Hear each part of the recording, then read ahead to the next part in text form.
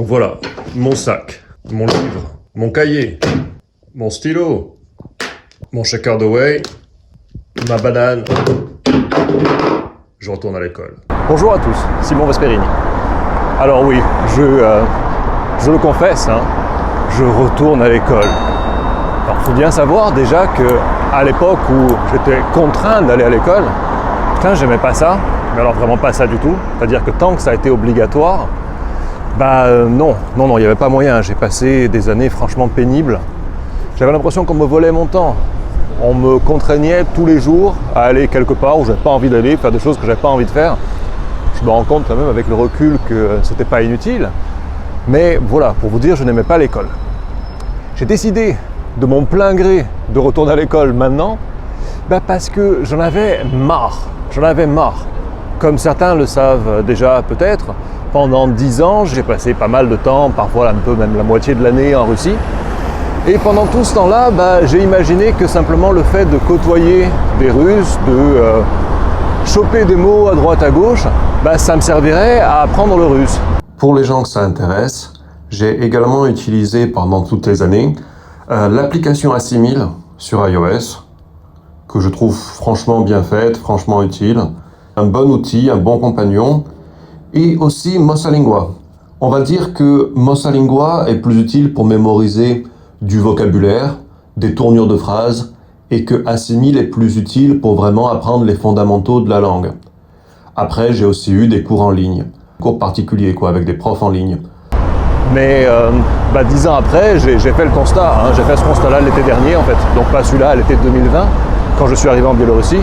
J'ai fait le constat que si je continuais comme ça, je serais un mauvais immigré toute ma vie. Je me débrouillais, oui, mais si on veut vivre quelque part, il ne faut pas juste se débrouiller. Il faut être capable de parler comme un natif, ou presque, en tout cas, c'est l'idéal vers lequel on doit tendre. J'ai eu de la chance ici. J'ai eu de la chance parce que j'ai trouvé mon école avec des gens un petit peu comme moi. Alors je voulais vraiment vous parler de mon école, pas de mon apprentissage du russe, mais de mon école. Alors, mon école, elle a été ouverte par mon ami qui s'appelle Andrei Burdelkov. Certains d'entre vous le connaissent peut-être déjà sur YouTube. Andrei a ouvert cette école il y a un petit moment de ça maintenant, plusieurs mois en arrière. Et moi, de suite, j'étais le premier élève. Je voulais vraiment apprendre et surtout l'environnement me convenait. C'est-à-dire qu'on est là en plein centre de Minsk. Là, je suis sur les Avisimosti, qui est l'artère principale. Donc c'est pas loin de chez moi. Et mes schoolmates, les écoliers qui étudient avec moi, ce sont des gens qui me ressemblent un peu dans le sens, on a très peu de Français, mais des Allemands, Espagnols, Canadiens, Américains, Anglais, des gens qui en fait ont tous fait le choix de ce pays et aucun autre, parce qu'ils jouissaient plus dans leur pays de la liberté qu'ils souhaitaient. Et ils l'ont retrouvé ici, ils ont retrouvé ici la qualité de vie qu'ils avaient plus chez eux. Ils sont tous partis à l'époque des restrictions, des lockdowns, de tous ces machins-là, parce qu'ils ont compris que la vie qu'ils avaient eue jusque-là dans leur pays était trop dégradée et qu'on ne reviendrait jamais à la normale. Et c'est un petit peu le constat que j'ai fait moi à l'époque. Donc c'est pas juste une école où on apprend le russe, mais c'est aussi un petit peu l'école des rebelles. À la base, c'est vrai que je voulais aller à l'université, et il n'est pas dit que je n'aille pas à l'université un de ces quatre. Mais disons que si vous n'avez pas tout votre temps de libre, en tout cas suffisamment de temps de libre pour suivre un cursus universitaire, une école comme celle-ci, c'est un petit peu le bon compromis parce que ça ne coûte pas plus cher, ça vous laisse beaucoup plus de temps libre, vous avancez un peu moins vite aussi. Mais regardez, moi, je suis passé de mon niveau qui était... je parlais en faisant des erreurs partout, j'avais plein de questionnements concernant plein de règles, souvent j'ignorais les règles, je parlais en petit noir au niveau que j'ai actuellement, j'ai fait quand même un énorme bond en avant, et ce en 6 mois peut-être. Donc vraiment, je pense que Andrei sur sa chaîne, il a dû vous conseiller son école, mais moi, je vous la conseille aussi si vous êtes à Minsk et si vous voulez apprendre le russe, si vous comptez vous installer ici. De toute façon, si vous voulez vivre ici, à moins que vous ne vouliez être bien un marginal pour le restant de vos jours, confiné à parler avec des francophones, et ils ne sont pas nombreux, bien sinon c'est inévitable. Et il faut apprendre le russe, il faut apprendre le biélorusse, il faut apprendre la langue du pays. Idéalement même, il faut savoir mélanger les deux, j'ai l'impression. Quand c'est pas le cas à Minsk, hein, où les gens parlent principalement le russe, mais dès qu'on sort de Minsk, ils mélangent volontiers les deux langues. Et les personnes âgées à Minsk mélangent aussi les deux langues. Et d'ailleurs, des fois, ça me laisse complètement pantois, parce que je me dis, mais cette gentille vieille dame, qu'est-ce qu'elle essaye de me dire? Pourquoi je comprends rien à ce qu'elle raconte? Mais c'est parce qu'en fait, elle me met des mots en biélorusse au milieu de sa phrase en russe, et que je suis complètement perdu. Donc la prochaine étape pour moi, c'est quand même de me familiariser plus que je ne le suis à l'heure actuelle avec le biélorusse. Parce que mine de rien, ici, on peut très très bien se débrouiller sans, hein, bien sûr. Mais en connaître les bases, les rudiments, c'est aussi une marque d'intégration. Au moins les rudiments, je dirais.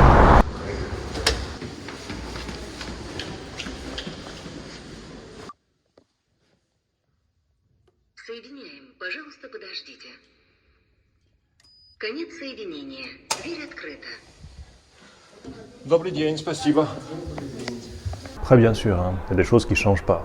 Je suis en retard en cours. Ça, je suis toujours en retard, quoi que je fasse. Les gens qui me connaissent, ils le savent.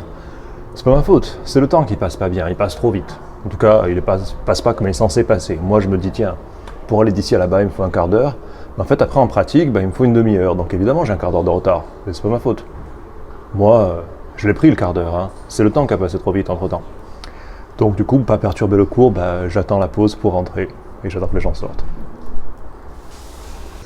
Et oui, j'essaye de l'ignorer, mais aujourd'hui, c'est le 1er octobre, c'est mon anniversaire. Pire jour de l'année, je déteste ce jour de...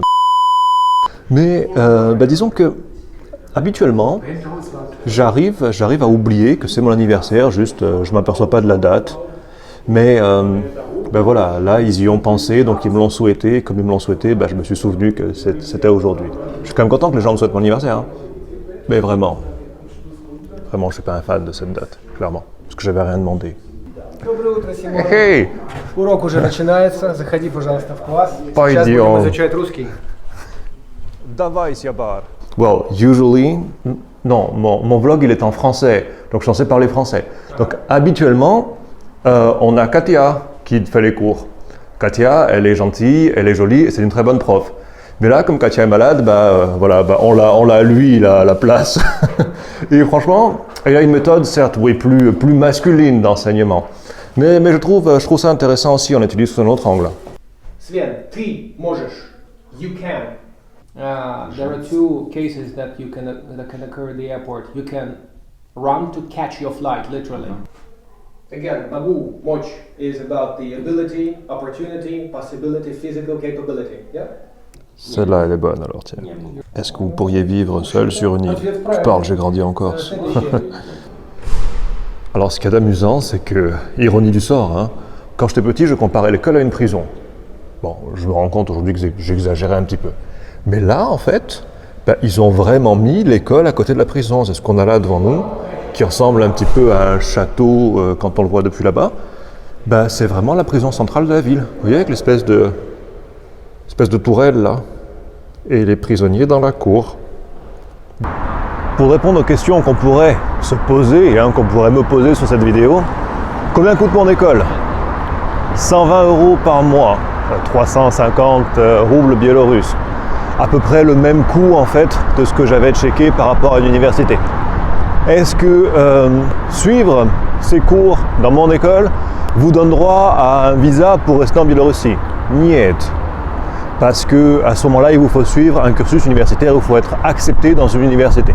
Et je ne peux pas vous en dire beaucoup à ce sujet-là, parce que moi-même, je ne le sais pas, je ne l'ai jamais fait. Je n'ai jamais résidé, que ce soit ici ou en Russie, avec un visa étudiant. Je crois que c'est le seul visa que j'ai jamais eu, le visa étudiant. Donc ça, je ne peux pas vous dire, mais je sais que ça existe. Si cette vidéo vous a été utile, si elle vous a diverti, à ce moment-là, mettez-y un like, un pouce vers le haut. Abonnez-vous surtout à cette chaîne pour ne rien rater. Si vous vous intéressez à vivre différemment, à vivre mieux, à vivre surtout libre, que ce soit en Biélorussie, en Corse ou peu importe, être libre c'est justement avoir le choix de vivre où l'on veut, pas forcément où moi je vis. Donc dans ce cas-là, c'est dans mes contacts privés que je vous attends. Mes contacts privés, on s'inscrit en cliquant sur le lien qui est le premier lien dans la description de la vidéo. Je vous dis à bientôt.